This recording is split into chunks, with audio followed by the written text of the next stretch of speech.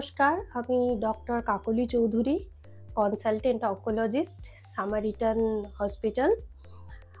আজ এই মাস অক্টোবর হচ্ছে breast cancer awareness month.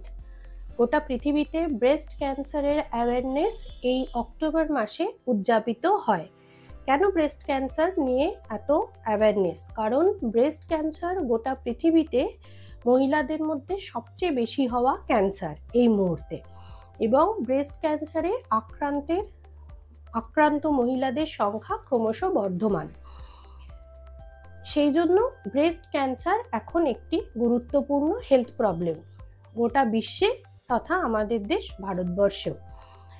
Breast cancer নিয়ে আজকে এই অ্যাওয়ারনেস মান্থে আমি কিছু আশার কথা, নতুন কথা শোনাতে চাইছি, আপনাদের জানাতে চাইছি যে ব্রেস্ট ক্যান্সার শুনলেই মানুষের যে ভয় থাকে, ক্যান্সারকে একটি দুরারোগ্য বা আরোগ্য হওয়া সম্ভব নয় এই রকম অসুখ ধরা হয়, এই কথাটি আজকে আর সত্য নয়। বর্তমান যুগে চিকিৎসার উন্নতির সঙ্গে সঙ্গে ব্রেস্ট ক্যান্সারের ট্রিটমেন্টের বহু নতুন দিগন্ত খুলে গেছে।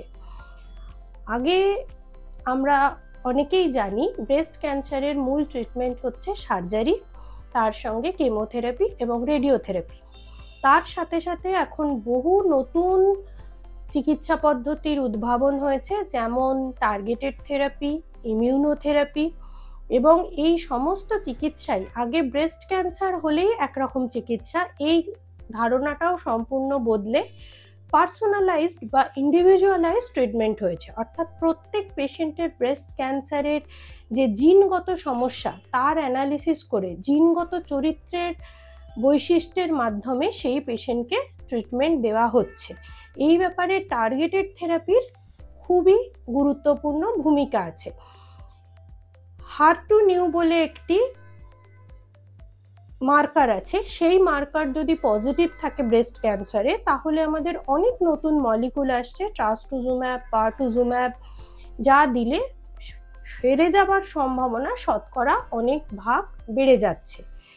এইভাবে বিভিন্ন রকম চিকিৎসা পদ্ধতির মাধ্যমে এবং রেডিওথেরাপিরও নতুন নতুন যে সমস্ত মেশিন আসছে, যার পার্শ্ব প্রতিক্রিয়া কম কিন্তু কার্যকারিতা বেশি, এইভাবে ট্রিটমেন্টের মাধ্যমে ব্রেস্ট ক্যান্সার সেরে যাবার সম্ভাবনা অনেক ক্ষেত্রেই প্রায় 90%-এরও উপর হয়ে যাচ্ছে। এর জন্য অবশ্যই দরকার অ্যাওয়ারনেস। পেশেন্ট যত তাড়াতাড়ি ডাক্তারের কাছে আসবে ট্রিটমেন্টের জন্য, অর্থাৎ যত তাড়াতাড়ি অসুখ ধরা পড়বে আর্লি স্টেজে, তত তার সেরে যাবার সম্ভাবনা বেশি, এবং বহু ক্ষেত্রেই দেখা যাচ্ছে যে পেশেন্ট সম্পূর্ণরূপে নিরাময়যোগ্য বা নিরাময় হয়ে যাওয়া সম্ভব হচ্ছে। আসুন আজকে এই অক্টোবর মাসকে আমরা ব্রেস্ট ক্যান্সারের মতো এক মারণ রোগের বিরুদ্ধে সম্মিলিতভাবে প্রতিরোধ গড়ে তুলি, এবং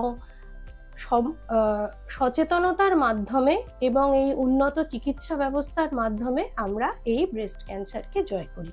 নমস্কার।